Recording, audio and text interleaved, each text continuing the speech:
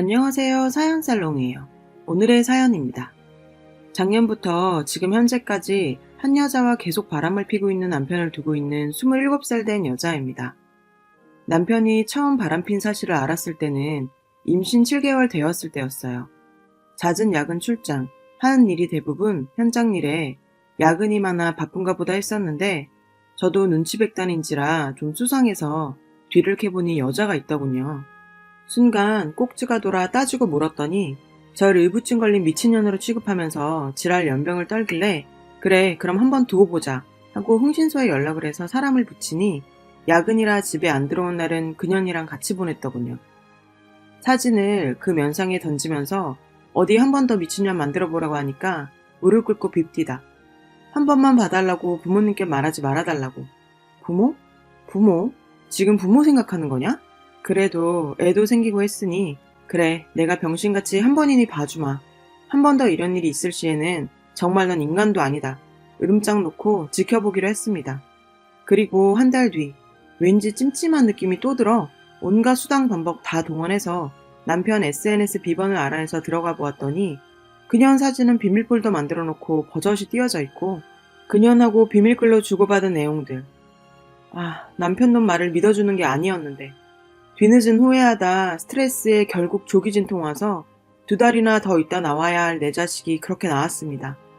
애기 턱관절이 덜 발달돼서 모유수유는 하지 못할 것 같다는 병원 측 말에 모유수유 끝까지 하며 고이고이 길러볼 거라 다짐했던 저는 속이 뒤집혀 더 부글부글 끓어올랐고 병실에 누워있는 저를 보고 아무 일 없던 듯이 차 웃으면서 아들이야 라며 싱글벙글인 그 자식 얼굴에 귀싸대기를 후려 갈겼더니 저더러 미쳤냐고 또 지랄합니다. 친정동생에게 연락해서 노트북 좀 가져오라고 하고 남편놈 눈앞에서 그놈 SNS에 들어가서 비밀폴더, 방명록, 다이어리 등등등 보여주니 또 봉조하면서 미안하다고. 끝내려고 했는데 여자가 자꾸 들러붙으니 그럴 수가 없었다고 마지막으로 한 번 더 봐달라고 하대요. 병실에서 소리 지르며 울부짖는 내 소리에 아이를 보러 왔던 시댁 식구들이 놀라 들어와서 무슨 일이냐고 묻기에 시아버님, 어머님, 신우 앞에서 그간 있었던 일을 다 말해주며 이혼하겠다고 했습니다. 당연히 아이는 내가 키울 거고 친권 포기하고 양육비 위자료 다 청구할 거라고. 더러워서 더 이상 못 살겠다고 하니 시아버님이 무릎을 꿇으며 자기를 봐서라도 마지막으로 한 번만 봐달라고. 이제 막 태어난 아기를 봐서라도 애가 무슨 죄가 있냐고 그러면서 앞으로는 그런 일 없도록 당신이 단속하겠다고 며느리 앞에서 시부모님이 무릎 꿇고 손까지 싹싹 빌어가며 봐달라고 하니 매몰차게 싫다고 못했었네요. 그때 끝냈어야 하는 건데. 그 일이 있고 난 후에 남편한테 한 달에 한 번씩 통화 내역서와 수시로 핸드폰, 이메일, 그리고 SNS 들락거릴 테니 그런 줄 알라고 하니 그렇게 하라고 했어요. 절대 다시는 안 그럴 거라고. 못 믿겠으면 너 보는 앞에서 전화해서 다시는 자기한테 연락 못 오게 쌍욕이라도 할 거라면서. 작년 10월부터 지금까지 꼬박꼬박 통화 내역서도 떠오고 다 확인시켜주고 SNS는 아예 폐쇄시켰길래 이제 정신 차렸나 싶었죠. 저도 정말 순간 믿을 뻔했으니. 근데 여자의 직감이랄까? 느낌이 계속 찝찝한 게 이상한 겁니다. 신랑과 같이 있을 때 처음 보는 번호가 찍힌 전화가 온다거나 발신자 미확인으로 전화가 온다거나. 그래서 추적을 해봤죠. 신랑 명의로 핸드폰이 2대가 더 개통되어 있는 겁니다. 하나는 신랑, 하나는 그년이. 그렇게 또 눈 가리고 아웅했던 거죠. 이제 이혼을 해야겠죠. 28일이 아이 돌잔치인데 돌잔치가 끝나고 제대로 터뜨릴 생각입니다. 이번엔 어떤 변명들로 연기를 해댈지 기대도 되네요. 저와 비슷한 경험을 하신 여성분들은 어떻게 대처하셨나요? 사진들과 통화 내역서, 문자 내역성 같은 증거들로 소송하면 증거로 채택이 되나요? 이 병신 같은 인간이 이혼은 절대 안 하겠다고 나올 거 뻔한데 소송을 걸면 아이 양육권은 저에게 넘을 수는 있을까요?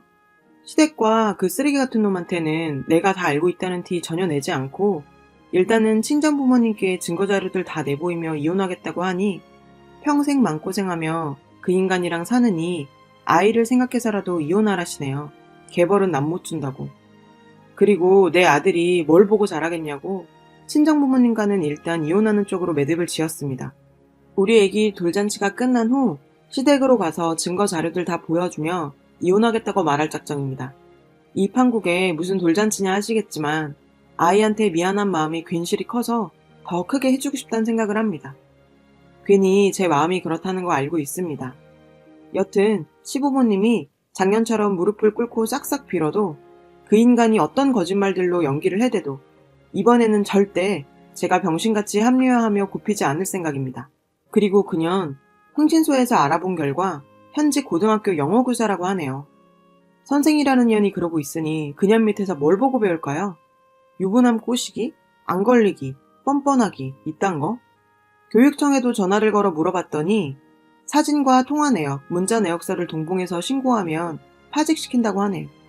28일 이후 교육청에 신고할 생각입니다. 그리고 그 학교 찾아가서 학생들 보는 앞에서 그 두 년놈들 모텔 들어가는 사진, 물고 빨고 하는 사진 냅다 뿌리고 올 생각입니다. 그 다음엔 그년 집으로 가서 조곤조곤 그 부모 면상에 사진 한 답을 뿌려주고 개망신을 줄 겁니다. 아들의 돌잔치를 마치고 시댁으로 가서 그동안 모아두었던 증거 사본이랑 불륜의 현장에 담긴 사진들을 펼쳐놓고 이혼하겠습니다 라고 했습니다. 기분 좋게 돌잔치 끝내고 와서 이게 무슨 날벼락이냐며 시모께서는 고래고래 소리를 지르시더라고요. 그래서 꼭 이혼을 해야겠냐고. 자기가 소리를 왜 지릅니까? 참, 그것도 어이없죠. 끝까지 빌어도 시원찮을 판에. 시댁은 어쩔 수 없이 시댁인 거죠. 괜히 시댁입니까? 그래서 이혼하겠다고 이번엔 용서해주고 싶은 마음도 같이 살고 싶은 마음도 없고 그리고 하나밖에 없는 내 아들 이런 남자와 키우고 싶지 않다고 했더니 이혼할 때 하더라도 아이는 내놓고 가라시더라고요. 정신 나간 여자처럼 한참을 웃고 이렇게 나오실 줄 알았다고 변호사와 미리 작성해놓은 소장을 보여드렸죠. 여기서 합의를 보지 못하면 소송도 마다하지 않겠다고 했습니다. 시부께서는 할 말이 없으시다며 자리를 박차고 나가셨고 신우는 언니 한 번만 더 생각을 해봐 라며 절 설득시키더군요. 그 쓰레기 같은 남편이란 놈은 입을 강력본드로 쳐발랐는지 계속 아무 말 없이 앉아있고 더 앉아있을 가치도 없어서 저는 아이를 데리고 나와버렸어요. 아이는 놓고 가려는 미친 것 같은 시모 때문에 현관 앞에서 실강이가 있었지만 밖에서 기다리고 계셨던 저희 친정 부모님과 엎치락 뒤치락 하다가 아이는 제가 데리고 나왔네요. 제가 제시한 위자료와 아이의 친권 그리고 양육비에 관한 사항들 잘 살펴보라며 뒤도 안 돌아보고 왔습니다. 마음이 너무 홀가분하네요.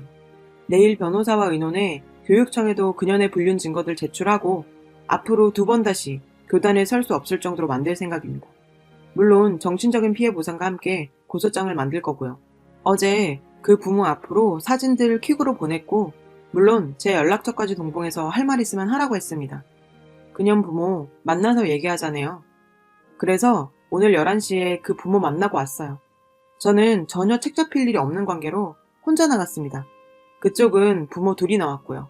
일단 자리에 앉으니 자식을 잘못 키운 자기들 탓이라며 한 번만 너그럽게 용서를 해달라고 해요. 다시는 이런 일 없도록 단속 잘하며 살겠다고.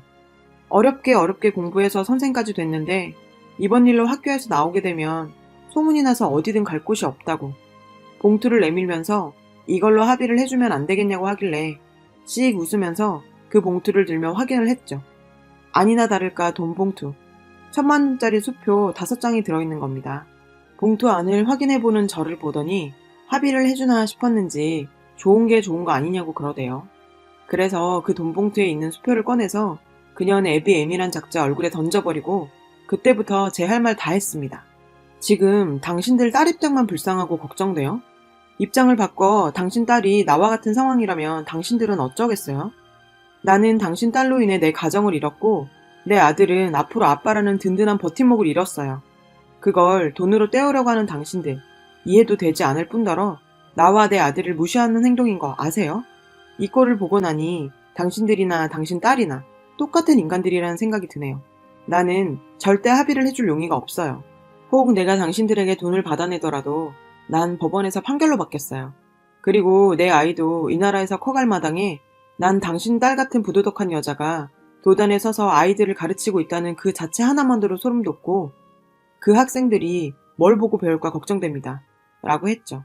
그랬더니 그년 애밀한 사람이 한다는 말이 솔직히 남자가 바람핀 이유가 다 있는 거 아니냐입니다. 집에서 와이프가 어떤 행동을 했길래 남자가 밖으로 돌았겠느냐. 남편이 한눈을 판 이유는 당신에게도 있지 않느냐라고 하더라고요. 성추행 당한 여자한테 여자가 야하게 입고 다니니 남자들이 나쁜 맘을 먹는 거다 라는 생각과 다를 바가 있나요? 그래서 조곤조곤 설명을 다 해줬죠. 내 결혼 생활 중 나는 내 가정을 위해 최선을 다했고 부족함이 없다고 생각한다. 다만 임신했을 때 부부관계를 멀리했더니 남편이 끓어오르는 욕망을 참지 못하고 당신 딸이라는 년과 붙어먹었다. 유부남인 줄 알면서도 선생이라는 년이 그렇게 생각이 없나? 당신처럼 생각하자면 옷 벗고 여자가 덤비는데 마다할 남자 있나? 고로 당신 딸은 그런 여자다 라고 해줬더니 그년 애미란 년 바들바들 떨더군요. 그럼 저한테 좋은 소리 나올 줄 알았나 보죠? 애비란 놈은 한마디도 지지 않고 흥분하지도 않고 처음부터 같은 톤으로 조곤조곤 얘기하는 절 보고 좀 놀란 눈치더군요. 이제 할 말 없느냐? 없으면 난 일어서겠다고 했더니 맞고소 하겠답니다. 그래서 누구를 상대로 맞고소를 할 생각이냐고 했더니 그 쓰레기놈과 저를 상대로 고소를 하시겠답니다. 여기서 저 벙쪘네요. 그래서 하라고 했습니다. 솔직히 그 쓰레기 편 드는 것 같아 말 안 하려고 했는데 혼인빙자? 그건 애아빠가 유부남인 걸 속이고 접근했을 때 해당하는 거 아닌가요? 유부남인 거 알면서도 붙어먹었는데 무슨 혼인빙자예요. 그리고 처음에 당신 딸이랑 붙어먹었을 때 시아버님이 당신 딸 만날 얘기했어요. 만나지 말라고. 연락도 하지 말라고. 한 번 더 이런 일 생기면 가만히 있지 않겠다고. 그런데도 당신 딸이 안 떨어지고 붙어 있었던 거 아니에요? 모르셨어요? 그리고 날 상대로는 어떤 고소를 할 수 있을지 모르겠네요. 고소? 할 수 있으면 해봐요. 내가 당할 듯 싶어요? 하며 제가 소지하고 갔던 녹음기를 꺼냈죠. 나 지금 당신과 했던 얘기들 여기다 녹음해 놨어요. 조금의 반성은커녕 부모라는 인간들이 자기 자식만 걱정돼서 미안한 맘 한 톨 없이 돈 봉투만 꺼내들고 합의하자 달려들어서 나와 내 아들에게 모욕감을 주는 언행까지 일삼았죠. 나는 이것 또한 법원에 증거자료를 제출할 겁니다. 그리고 당신 딸? 용서해주고 싶은 마음 조금도 없어요. 당신들도 맞고서 준비 열심히 해보세요. 날 상대로 이길 수 있을지 의문이 들긴 하지만요.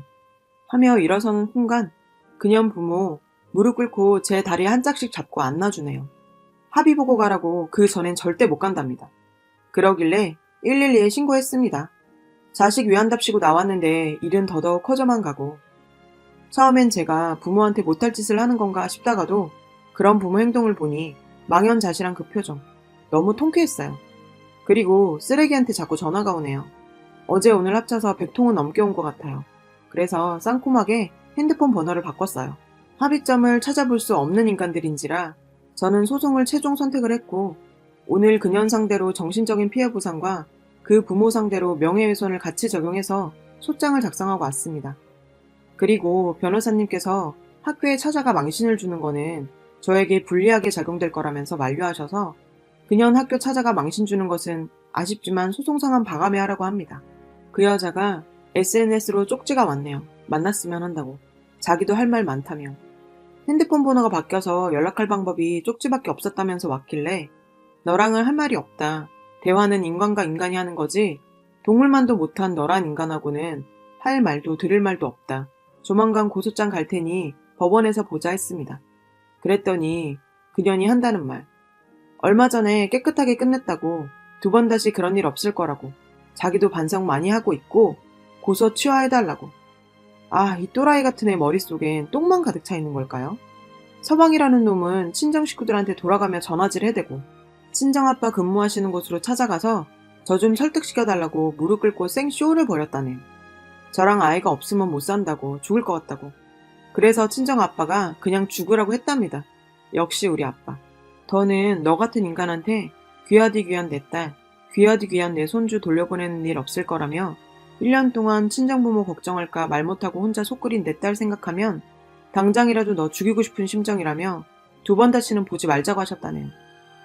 이번 일로 마음에 상처받으신 친정 엄마 아빠께 너무 죄송해집니다. 지금은 그 상간녀에 대해서 법원 출두 명령이 내려진 상태입니다. 현재까지 계속 그 상간녀와 부모라는 사람들에게서 계속 연락이 오고 있고 심지어 지금 제가 거치하고 있는 친정까지 찾아오는 행동까지 서슴지 않고 있습니다. 그리고 남편은 합의 이혼을 해주겠다고 하네요. 어제 시아버님이 잠깐 만났으면 한다고 하셔서 시아버님을 만나고 왔네요.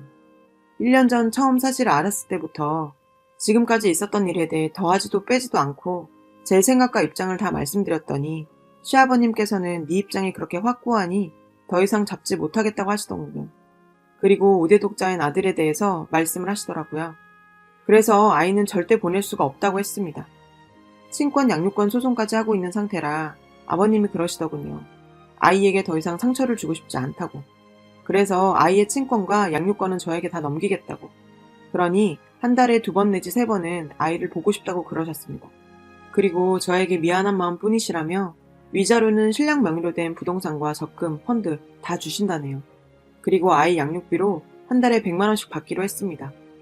그리고 남편 합의 이혼을 조건으로 하는 대신 재결합을 생각해보라고 하더군요. 서류 정리가 끝나고 1년이든 2년이든 자기 했던 모든 일에 대해 반성하며 저와 아이를 기다린다고 하더군요. 결혼 생활을 하면서 저에게 보냈던 모든 생활비와 더불어 아파트, 적금 통장, 펀드 다 제 명의로 옮겨놓겠다고. 그래서 남편에게도 확고하게 말했습니다. 내가 너에게 다시 돌아가는 일은 없을 것 같아. 우리의 결혼 생활 3년 중 2년은 정말 너로 인해서 행복했고 충분했어. 하지만 당신은 나에게 줬던 그 괴로운 1년이란 시간이 결혼 2년과 나의 소중한 시간마저 무색하게 만들었지. 바람 용서하기를 3번. 나도 버틸 만큼 버텼다고 생각해. 이제 당신이란 사람을 더는 믿지도 신뢰하지도 못하겠어.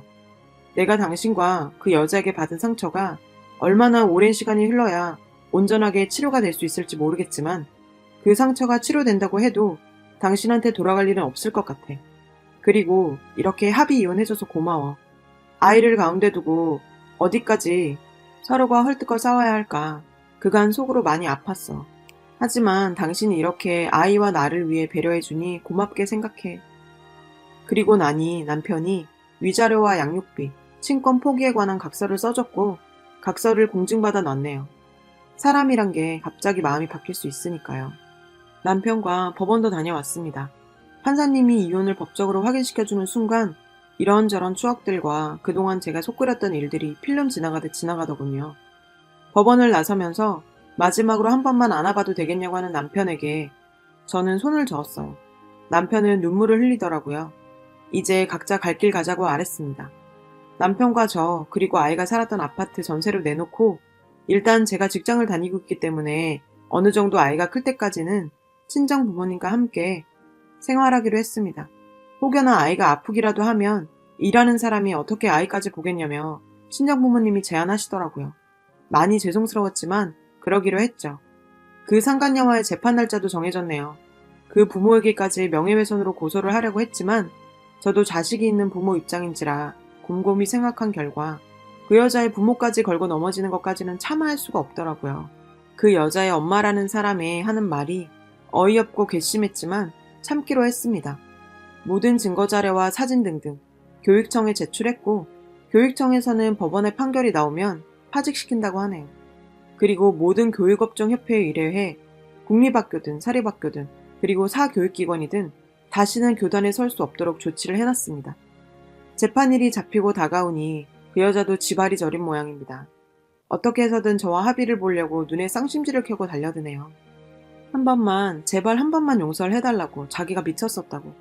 이제 와서 입에 발린 그런 말들로 저의 마음을 움직이려고 하는 그 여자의 심보가 괘씸하기 짝이 없습니다. 3살 버릇 80까지 가고 개벌은 남 못 준다는 말이 있지만 이번에 호되게 당해서 2번 다시는 남의 가정에 불화를 일으키거나 남의 눈에 눈물 나게 하면 지 눈엔 피눈물이 난다는 걸 확실히 알았으면 좋겠어요. 정신적인 피해 보상금으로 1억 원을 요구했어요. 법원에서 그 1억 원을 받아줄지는 모르겠지만 겁이나 먹어보라며. 그리고 제 1년간의 소가리를 어떻게 돈으로 책정할 수 있겠습니까? 소장에는 1억 원도 적은 액수라 했어요. 저와 제 아이, 그리고 친정 식구들이 받은 상처에 비하면 말이죠. 기혼녀들, 더더욱이 아이가 있는 기혼녀들은 저와 같은 상황에 처했을 때 10의 9는 아이 때문에 참고 살아간다는 거 압니다. 그분들 못난 거 아니에요. 어쩌면 더 대단하신 분들입니다. 그리고 제 글을 보며 짠해하거나 하지 말아주세요. 저는 이번 일을 겪으면서 한 걸음 더 제 자신이 성장했다고 생각합니다. 속도 시원합니다. 아들에게는 미안한 감이 없잖아 있지만 훗날 아이가 사춘기에 접어들기 시작한다면 차분하게 얘기해줄 생각이에요. 아빠에 대해 더 나쁘게 말할 생각은 없어요. 아이는 아빠에 대한 배신감은 최소로 가졌으면 해요. 아이에게는 마냥 좋은 아빠로 각인시켜줄 수 없겠지만 말이에요. 긴 글 읽어주셔서 진심으로 마음을 다해 감사드립니다. 여러분, 사연 댓글에 응원과 현명한 조언 부탁드려요. 좋아요와 구독은 저에게 큰 힘이 됩니다. 오늘도 좋은 일 가득하세요.